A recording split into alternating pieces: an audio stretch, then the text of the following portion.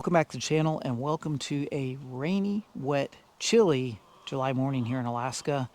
And welcome to my 1983 K20 pickup truck, aka Patches, which, yes, those of you that have been around a while have seen this on my channel before.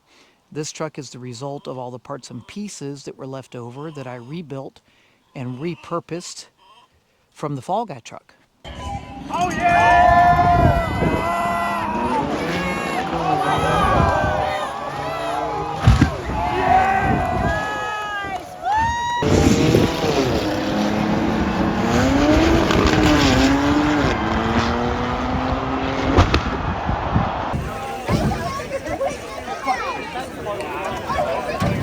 That we sent over the cliff July 2024. And after that, I got this running, rebuilt the engine, clutch, brakes, all the stuff that you do, swapped a lot of the good parts like the power window, power door lock doors off one of the parts trucks for the Fall Guy.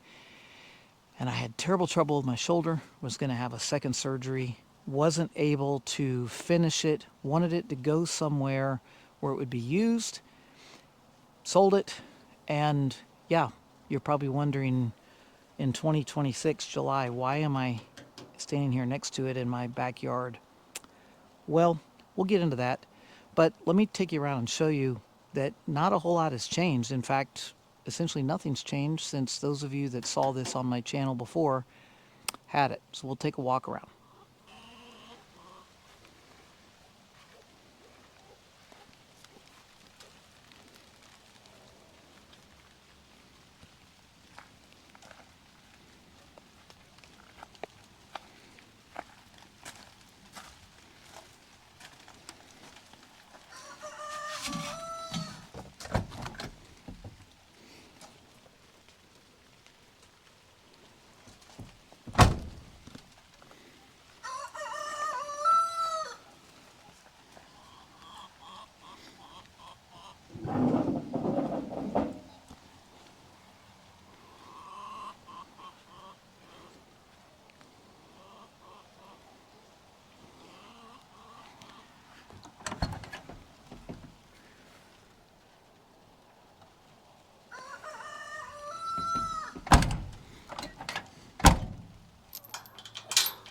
Hey, chick, chick, chick, chick, chick.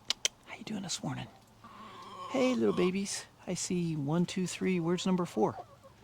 You guys need to get inside and get warm. Well, anyway, so here's what happened. As I said, I sold this truck in 2024 prior to having some shoulder surgery where I just couldn't work on it. Sold it to a fellow. Apparently, he didn't do anything with it. Took it, I delivered it to his home. He took it there. I don't really know what happened from there. But I did something that you shouldn't do. Every now and then I get a marketplace and I just scroll and I saw Good Old Patches was on there for sale. And the person was Jennifer that was listing it for sale. And she made the comment that seller got it running only long enough to sell it. And apparently it wasn't running and she was trying to get rid of it as a non-running truck. It completely baffled me because on this particular truck, I had rebuilt the engine, and we're talking cam, lifters, oil pump, rings, all that stuff, timing chain.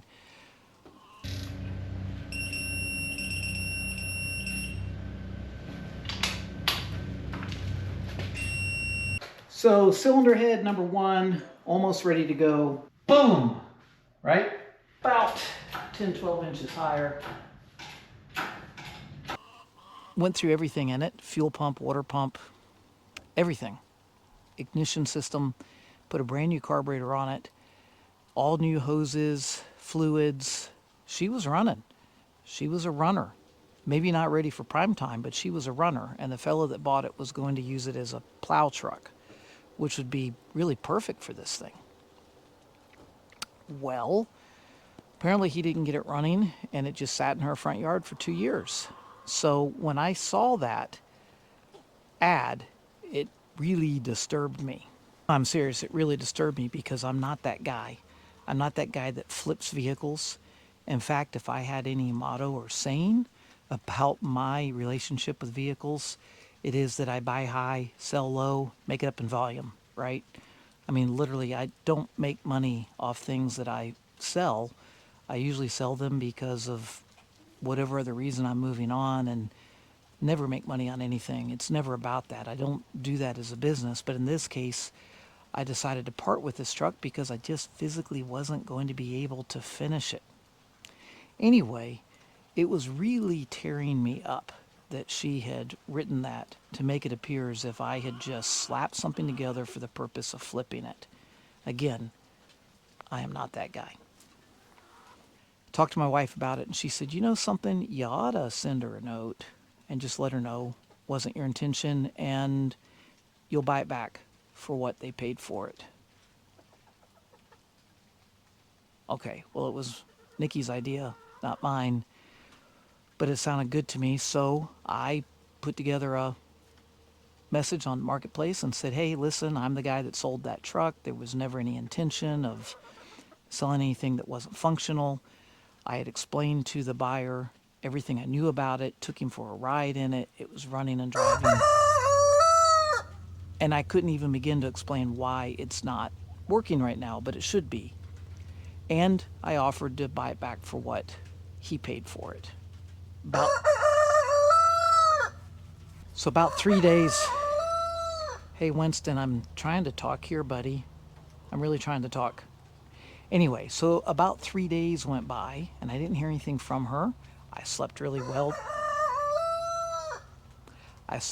That night and the next couple of nights, just knowing that I had put the gesture forward to do the right thing on something that I never did the wrong thing on, but just to make it good. Well, Jennifer reached out to me, and she said, I'll take your offer. And by the way, I don't know who you are, didn't have your contact. Turns out that her husband, who's no longer with her, had taken the money from her to buy the truck, and then whatever happened, happened, and nothing happened with it. And she more than welcomed me to come back down to Anchorage and pick it up, which I did. Well, we went down to Anchorage and we picked up Patches, but before I could pick it up, I had to dig it out of the yard where it had sort of melted into the mud over the last 2 years. And when I got there, I realized it didn't have a battery in it, and someone had cut what was a brand new upper radiator hose. For whatever reason, they just cut the center of it out. Makes no sense to me. Someone said they might have been trying to steal this radiator. Don't know. But we got it loaded, hauled it home. All the parts, all the thing that was in it when I sold it, still in it from 2 years ago. Got it home, put a battery in it, had the new carburetor on it still, primed the carburetor, and it fired right up. I drove it off the trailer. I've driven it around the yard here. She runs. The only thing I can find wrong with it is the power lead that goes to the choke doesn't have power any longer. And I'd actually swapped carburetors. This is the old carburetor off the Fall Guy truck. You know, the one that you saw go off the cliff at 300 feet in the air? That's it there. I also have a brand new one I'm going to put back on it again. But the choke was acting funny, so I threw this on it. It was still acting funny, and that's when I realized it didn't have any power going to it, so it wasn't coming off of its higher idle. We got that fixed with some Alaskan redneck ingenuity. I just have this hooked directly to the battery, and then everything works fine. Once it warms up, she idles down perfectly. So I can't comprehend what the problem was, why he didn't do anything with it. The title wasn't even changed over yet. It was still my title with my signature on it, exactly the way it was 2 years ago when I sold it. So here she is. What do you think I should do with this? And before you answer that, let me show you that my insanity has no end. There's another piece to this puzzle. All right. Well, I'm going to cover this up for just a moment while I give a disclaimer that, there are addictions, and then there are addictions, and there are bad habits and good habits, and maybe there's somewhere in the middle. But yes, we got Patches back, and then this happened.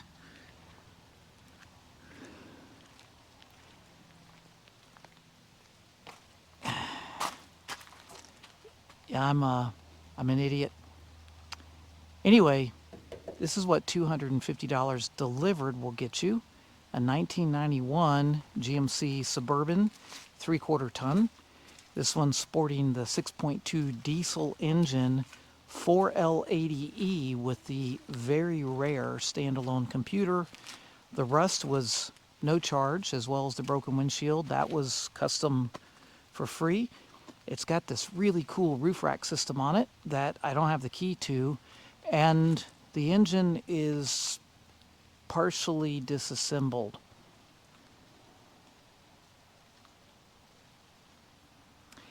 Anyway, I'm going to take you around and show you this, and my thought was that this would be parts for patches. It has a title. Left rear wheel is locked up where it sits. I've already replaced the right front tire with a spare. And I gave it a pressure washing because it had moss growing all over it. It was becoming one again with the environment. But I don't know. I don't know. Should I get it running and maybe make this someone else's vehicle at their home? Or should I yank that 4L80E transmission out for my Humvee? And should I scavenge all the other parts to make that square body extra nice? You tell me. Let me give you a walk around of this. Let's start out with the bad news first. That happened. Apparently the story is that it was overheating. This belonged to a fisherman down in the Kenai area. And the local guy that I got it from bought it from him running, but he said it went through coolant like candy and was blowing white smoke out the tailpipe.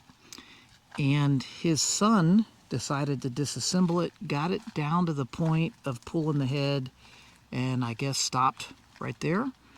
So you've got that. There are some interesting things. The 4L80E in this is a standalone computer, and that's the throttle position sensor I would need to put on the Humvee. And you might have noticed with patches in the background, I've got another Humvee there that has the 4L80E shifter.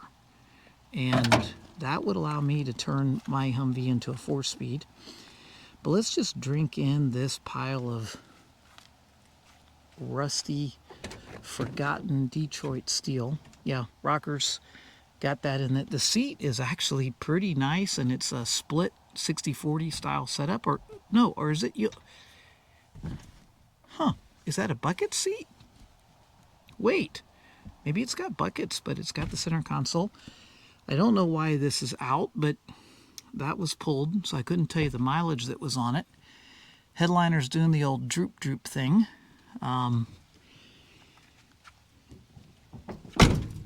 That wheel won't turn. We got a battery, but that's not going to do us any good. Yeah, see the rocker completely gone over there. And back bumper's dented, front bumper's dented. Let's see. We do have under the tire that, there it is, there's the intake manifold. And I'm thinking most of the parts that would put this together and make it run again are here somewhere. It's got the Manuel window cranks. Look at those seats. I guess those are buckets, aren't they? Maybe that would be nice in patches. I learned a little trick here, if I can find it. Yes. So I couldn't open the tailgate area. And then I found this in the glove box. Let's see here. Boom. Look at this bonus. This was in it. And it's full of stuff. There we go. Let's open it up. Look at there. It's old fart parking. I see washing machine hoses. I see a brake controller. I don't even know. There's drywall tools in there. There's a battery charger box in there. There's a bunch of stuff. Spare tire well there where I yanked the spare tire. Here we go. And someone had removed this, which makes it handy to, I guess, open the door from the inside. But that is our, that's how we get the back gate open on it. What do you think? What should I do with this old forgotten diesel? Oh, by the way, check this out. It has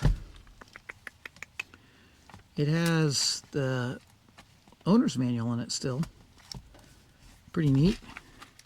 GMC, the fellows, all of his stuff, his contact. But look at this. You don't, yeah, see the V, Suburban V Jimmy. There you go. It's all the details. If we could read that, we'd be able to pull the options, but that's not legible any longer. Transmission transfer case, 2-wheel high, 4-wheel high, 4 low, and then of course it is a 4L80. Oh, there are the fuel injection spider lines right there under the seat. And oh, look, that does have a glove box that somebody put a, yeah. Why do people do things like this? I don't know. But yeah, so I guess it's a bucket seat setup in this thing. Pretty neat. You tell me. What should I do with this? Should I try to get that running again and maybe send it on to someone else's home? Should I just part that out for the stuff I need to fix patches? I don't know. I don't know, but I'm not well because my garages are full. There isn't a square foot in there that I could put another car part or car.